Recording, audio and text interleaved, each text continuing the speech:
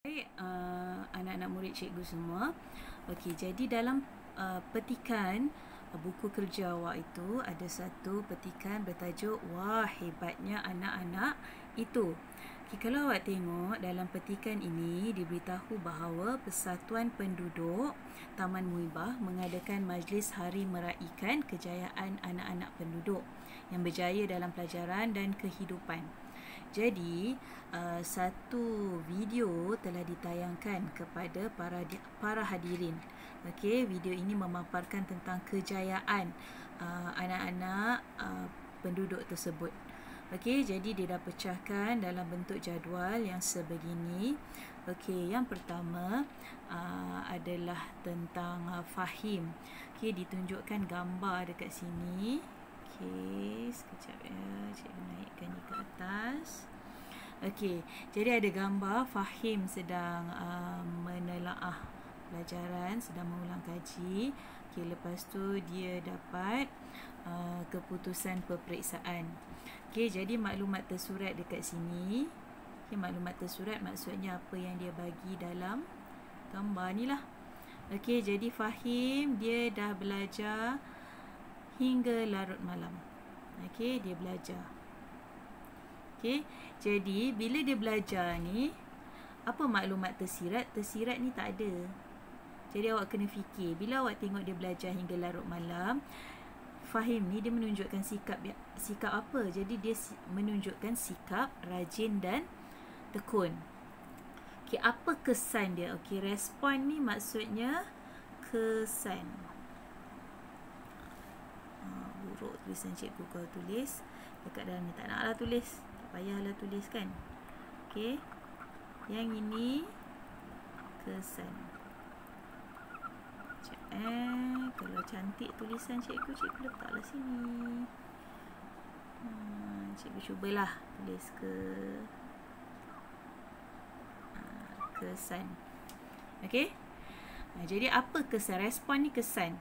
Jadi bila Fahim belajar hingga larut malam, okey, dia ni seorang yang rajin dan tekun. Jadi kesannya Fahim berjaya mendapat keputusan UPSR dengan cemerlang. Okey, jelas kat situ ya. Okey, baik, kita teruskan ke bawah. Okay, kita tengok yang bawah pula. Okey, yang ini kalau ikutkan nama dia Burhan lah. Sebab Pasaraya Burhan. Mestilah orang ni nama Burhan. Okey, maklumat tersurat, maklumat yang dia bagi dalam gambar. Okey, Burhan ni dia berniaga kecil-kecilan. Okey, sebelum membuka pasaraya. Bukannya dia berniaga, dia terus-terus buka pasaraya, tak. Mula-mula dia berniaga kecil-kecilan, mungkin dekat pasar malam, dekat gerai-gerai kecil. Selepas tu barulah dia berjaya membuka pasaraya Burhan ni. Okey, jadi maklumat tersirat. Okey, bila Burhan ni mula dengan perniagaan kecil, lepas tu dia buka perniagaan yang besar, buka pasaraya. Dia ni seorang yang berani berubah. Okey, dia berani berubah. Jadi apa kesannya bila dia ni menjadi seorang yang berani berubah? Okey, apa contohnya? Contohnya kalau dia berani berubah, dia akan mendapat kejayaan yang lebih gemilang.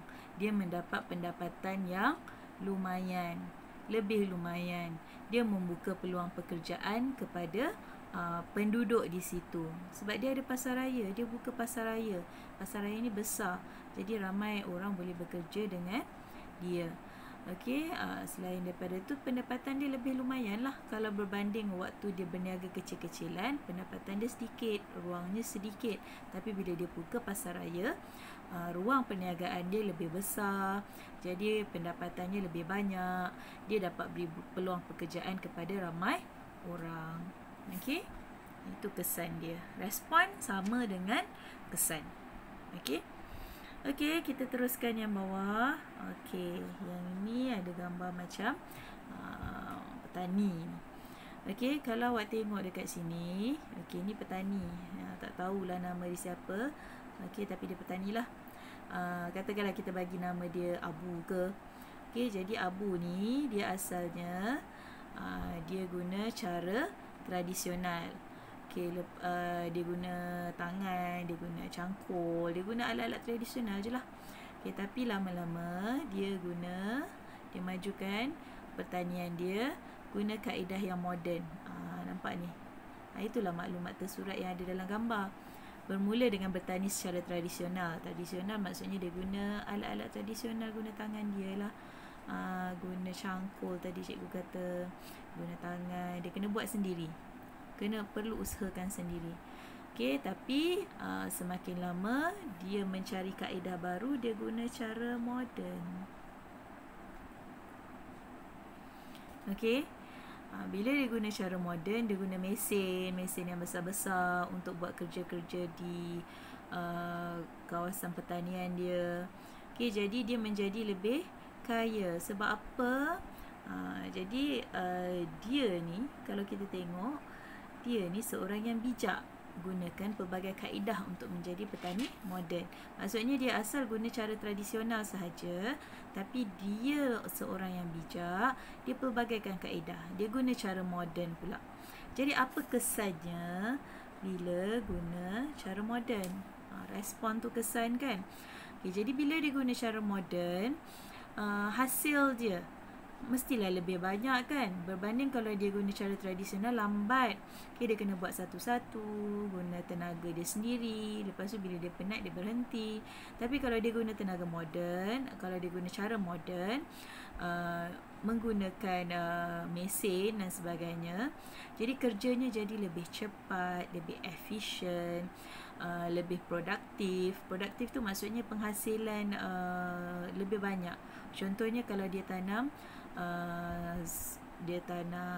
padi. Okey, jadi hasil padinya lebih banyak.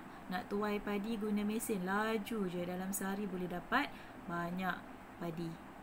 Okey, jadi itu antara kesannya lah. Okey, sekian untuk bahagian yang pertama.